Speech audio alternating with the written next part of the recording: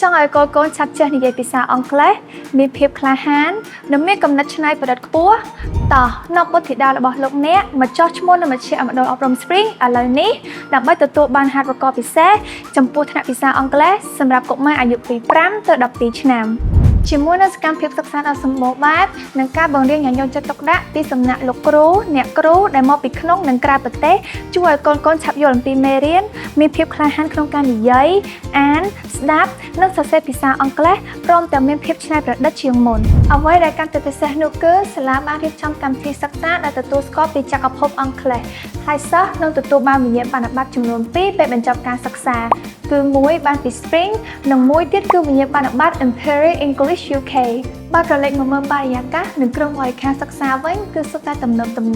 នៅក្នុងថ្នាក់រៀនមានបំពាក់ដោយស្លាយងាយស្រួលបង្ហាញមេរៀនមានម៉ាស៊ីនត្រជាក់និងតុកៅអីដែលមានផាសុខភាពសម្រាប់កុមារហើយសាលាក៏មានរៀបចំជាបន្ទប់អាហារនិងទីធ្លាសម្រាប់លេងផងដែរដូច្នេះហើយប្រសិនបើលោកអ្នកមានកូនក្មួយអាយុពី5ទៅ12ឆ្នាំសូមរួសរាន់មកសាកសួរព័ត៌មាននៅមជ្ឈមណ្ឌលអប់រំ Spring ឥឡូវនេះណាព្រោះចំនួនអាហារប្រកបមានកំណត់សម្រាប់ព័ត៌មានបន្ថែមសូមចុះឈ្មោះនៅក្នុង link ដែលមាននៅក្នុង caption ឬ scan QR code ដែលមាននៅលើវីដេអូនេះជាការស្រេច